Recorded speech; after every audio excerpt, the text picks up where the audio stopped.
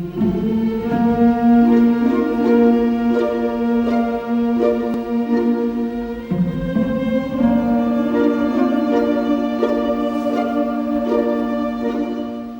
guest on this occasion is Director Matthew Ozawa. Matthew is leading an all-Japanese and Japanese-American team in creating a very exciting new production of Madame Butterfly for us. Matthew, thank you for taking your time out of your busy schedule in Chicago before you arrive to us for the summer. And I would like for you to do what I've asked our other directors to do, which is to give your sort of almost elevator speech version of the story of Madame Butterfly. Of course. Well, great to be here with you. And thanks so much for having me for this. Okay, elevator pitch. The opera, Madame Butterfly by Puccini, takes place in 1904, Nagasaki, Japan, during the Meiji era when Japan had opened its doors to the West. And we meet a youthful and young U.S. naval officer, Pinkerton, who has decided to marry a 15-year-old Japanese girl named Cho-Cho-san, also known as Butterfly. Now look, he knows full well he's going to leave her for a proper American wife. She does not know that, but she very much yearns for a future with Pinkerton. She's converted to Christianity, which results in her family and her community ostracizing her. She doesn't really have anywhere to turn but Pinkerton, but they spend a beautiful wedding night together. It is a love story after all. And then we come back after intermission, fast forward 3 years. Butterfly has been waiting for Pinkerton's return with her child, Trouble. Pinkerton returns with his American wife, Kate, to retrieve the child and bring the child back to America. And sadly, through tragic fashion, Butterfly has nowhere to turn and commits suicide. Now, even a discussion of the characters, the principal characters, will be influenced by the way you and your wonderful team are approaching. But I wonder if we could have your individual character portraits of our, let's say, main protagonist, which would be Cho-Cho-san, Pinkerton, Sharpless, Suzuki, and Goro. So, Sure. Yeah. Yeah, I mean, I guess I'll sort of maybe share who the characters are in the opera, and I won't fully dig into our version of them unless you think that's helpful. We'll do that. We'll do that a little bit later in this. Yeah, we'll do that a little bit later. So at the core, for Cho-Cho-san, she is a young, I think often viewed as inexperienced 15-year-old Japanese girl. While she comes from a wealthy family, she now makes her life and living as a geisha. Back in 1904, Nagasaki, Japan, being a geisha is a little different than I think how we view a geisha nowadays. They were associated with poor girls looking for a better life. We do know that obviously by Act 2, she's completely destitute, fairly poor, and without any alternatives. I would say that sometimes in the tradition, Butterfly can be portrayed as maybe more meek, servile, and submissive. I usually find an interpretation and version where she is much more empowered. She's very strong, and we do see that in the music. And she is making decisions and choices for herself and for her child that I think she thinks is best. For Pinkerton, B.F. Pinkerton, he is a lieutenant in the U.S. Navy. He's also fairly young, a little haughty. He, I think, fetishizes Japanese women slightly in the way he describes Butterfly to Sharpless. Now, again, very common in Japanese treaty ports during the Meiji era is that, like other friends of his, he was looking to acquire a temporary Japanese wife for the duration of his visit. So it was not uncommon what he was doing. And I think that for him, this is a beautiful fantasy, something that he's so kind of enamored by and really does very much care for Butterfly, even though he knows he's going to return back to the US and find an American wife. Suzuki is Butterfly's maid and servant. She is fiercely loyal to Butterfly, Japanese, vastly more aware of the tragedy that's unfolding as the opera progresses. She remains with Butterfly through the end, and I think, tries to help Butterfly see the potential that Pinkerton may not return or may not necessarily be in the same place of how Butterfly views and dreams and hopes for Pinkerton's return to look like. So she very much is very grounded. Sharpless also in a parallel track with Pinkerton is similarly grounded. He lives in Japan. He is the U.S. consul to Nagasaki, a slightly older gentleman, very kind, more cognizant of the East-West conflict and possible repercussions of Pinkerton's behavior. He's, like Suzuki, unable to shift the course of the tragedy, realizes sort of where it's going in Act 2, and sadly has to be the one to deliver some of the news to Butterfly, although before the cannon rings and we realize that Pinkerton is going to be arriving. And finally, I think you mentioned Goro. Goro is a very integral character. So if we have Pinkerton and Sharpless categorized together, Butterfly and Suzuki together, Goro is Japanese. He's the Nakado, the marriage broker. However, he's like in the middle of these two groupings. He's making money from arranging marriages. So while he is Japanese, he does profit from the West. He doesn't, it's interesting. He doesn't always seem to have sympathy for Butterfly. He is looking after his own interests. But he's an interesting sort of foil within these two groupings. I think one point of clarification is always helpful because I think there is a non-Japanese stereotype of what a geisha was and it would be in this particular circumstance. Could you elaborate on the nature of the geisha as it is portrayed in the opera? Right. So I think that the misconception is that the geisha in I think more popular culture or images that people see is that she's highly, in elaborate and very ornate hair, that she is a sex worker, that she's wearing elaborate, clothing with huge shoes, and actually geisha in the tradition then, and I think now as well, are very much artisans. They are performers. They are learning movement and singing and the curation of communication and relationship with a gentleman. That it was very much an artful profession that has been misconstrued and skewed to associate it more with prostitution. When we hear Madame Butterfly, of course, we are familiar with the musical idiom. It is Puccini. It is the end of the 19th, beginning of the 20th century. But where would you place sort of in the history of opera, in the context, what is Puccini's music and his, as it were, style? Where does it fall in the long continuum, the 400-year continuum of opera for you?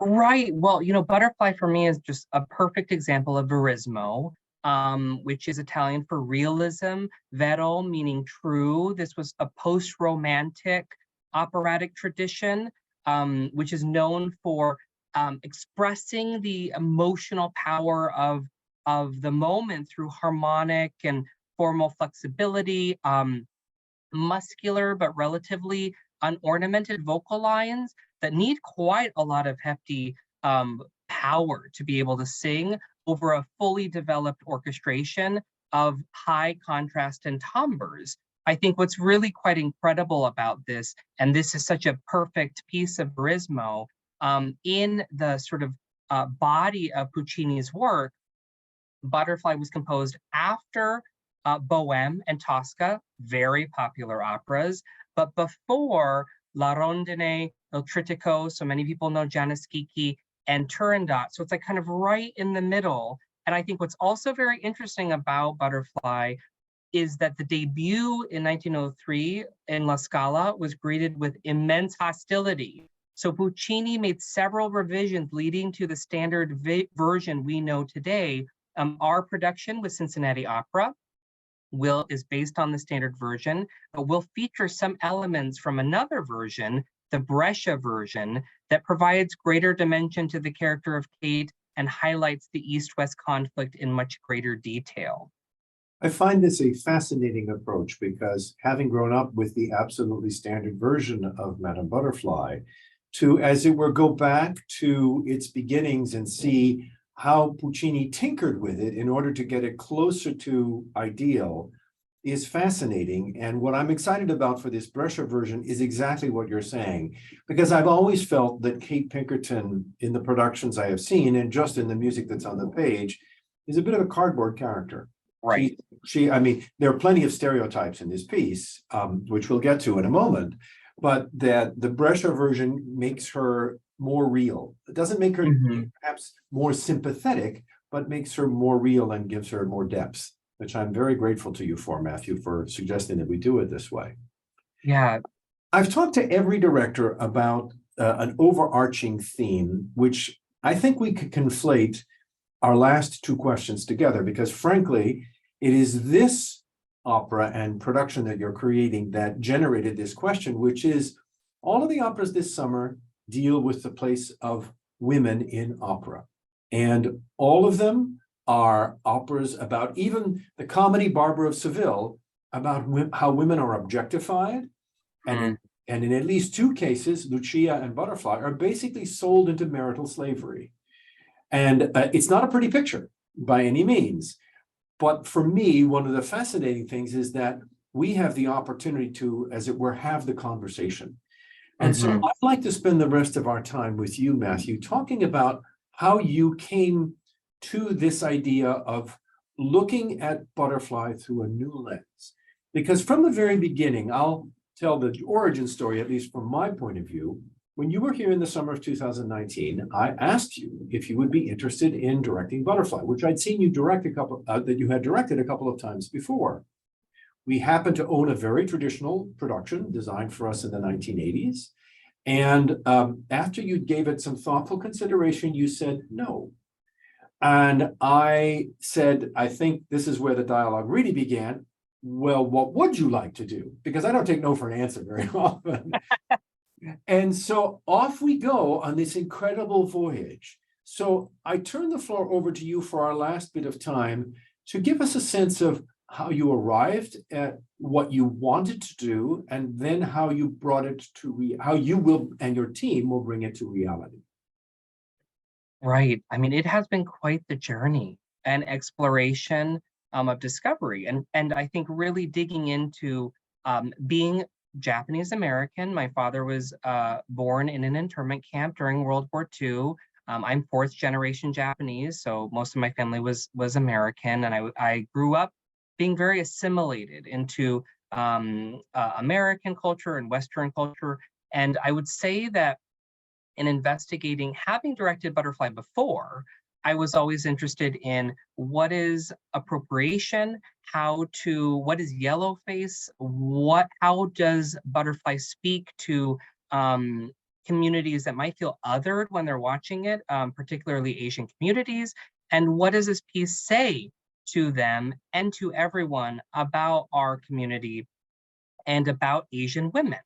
Now, in investigating this, what was really imperative and very intentional was that I bring on an all-female Japanese design team. I felt that their perspective, not only of the opera, but of how Japanese women are viewed and perceived by the public and then by audiences through the character of Butterfly, was imperative to our concept and interpretation.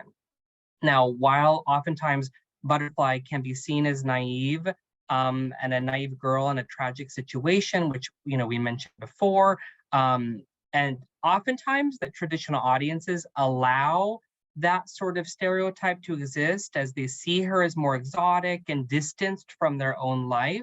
Our goal was to investigate whose lens we would see her story from. And it was interesting. We had very, very in-depth conversations about the suicide, in-depth conversations about whether these designers felt that Butterfly was them. And what's interesting is they said no. they didn't see themselves as Japanese women in this Japanese female character.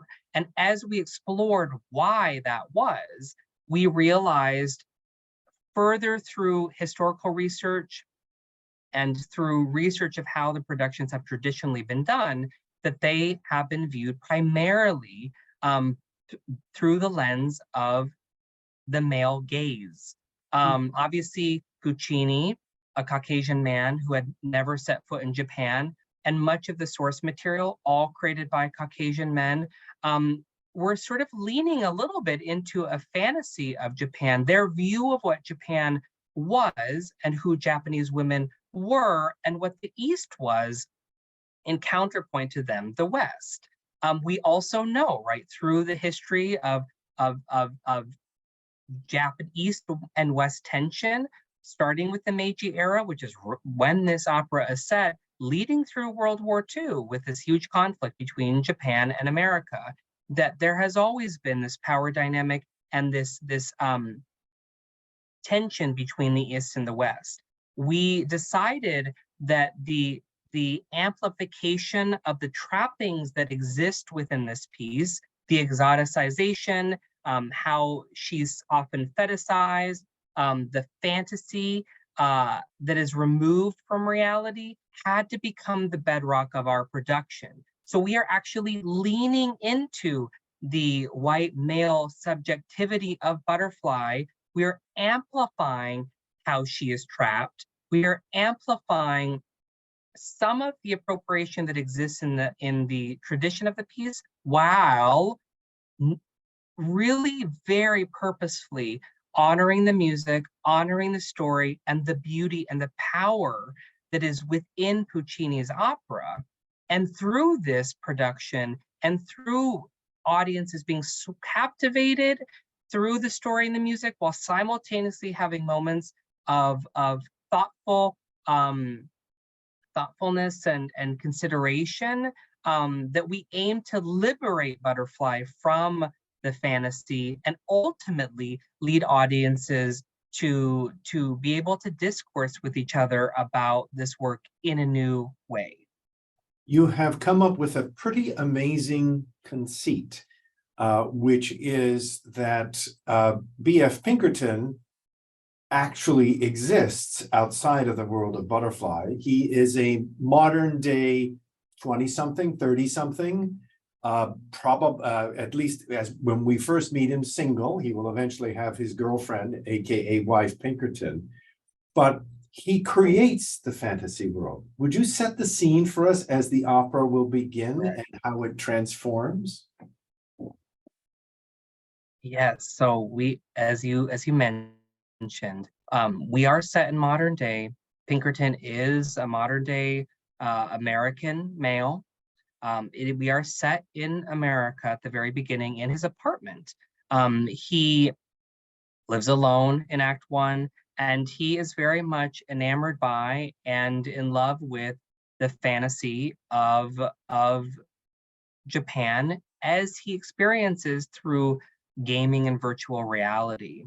So actually his way into the world of Butterfly is once he dons and puts on his VR headset, the game has started, and he then is able to enter into this fantasy. He's able to marry this woman. He's able to sort of shape, mold it.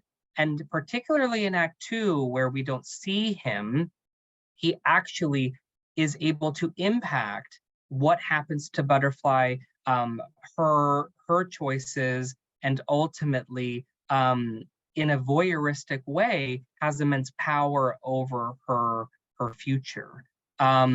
Now, I won't spoil too much in terms of where it heads, but there are immense repercussions for both Butterfly as well as Pinkerton. I think, yes, it would be in the nature of a spoiler alert if we did anything more, but I can say from having seen the designs and having been at our warehouse already where the set is under construction, that our audiences are in for an amazing eye-popping treat. And I will leave it at that.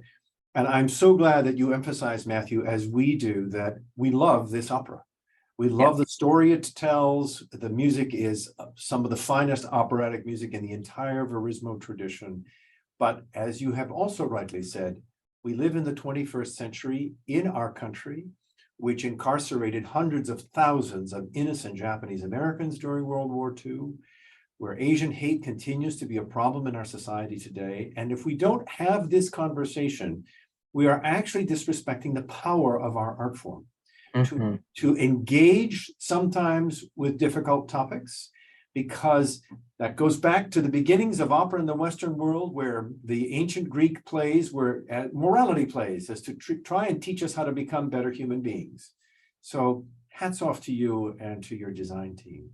I know that it's very rare that maybe someone doesn't know anything about Madame Butterfly's music, but if you were to encourage someone to do a little preview listening, are there moments in the opera that you find particularly affecting and would be a great introduction for someone doing a little study before they come to see Madame Butterfly for the first time? Oh my gosh, so many moments. Which moments? I mean, I think that take 2 or 3. I know, take 2 or 3. I mean, of course, Butterfly's famous aria, Un bel dì, one of the most popular in the soprano repertory. And this is where Butterfly is envisioning Pinkerton's return to her. It's filled with optimism and hope. It is absolutely gorgeous, heartbreaking simultaneously. And the true power of the female and human voice really lives in terms of Verismo music within that aria. That's probably a perfect place to start.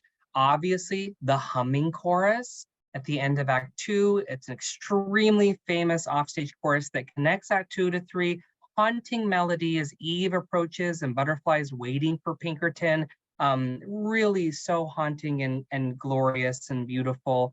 And those are 2 of my favorite moments. I would say that, of course, in terms of earworms that people will instantly know, of course, in Sharpless and Pinkerton's duet in Act 1, that duet is built on the musical theme of the Star-Spangled Banner and ends with them singing America Forever with the tunes that I think people will automatically know. So I think those are elements to instantly sort of tap into if you're completely new to the piece, and I think they will just captivate you and draw you in.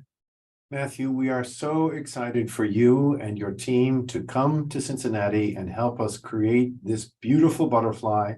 We have an amazing internationally famous cast. As a matter of fact, 2 of our singers, our Butterfly, Corazon, and our Goro, Julius Ahn, will have just finished a run of doing Madame Butterfly at the San Francisco Opera.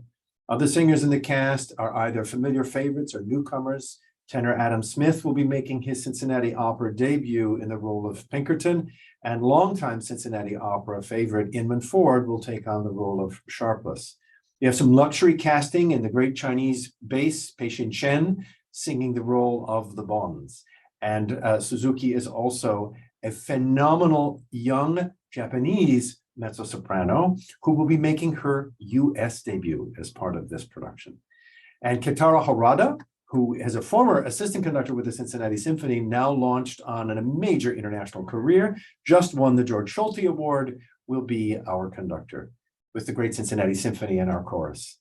Matthew, safe travels. Come to us soon so we can make an amazing Butterfly. And thank you for taking time today. Thanks, Evans. Looking forward to being with you all this summer.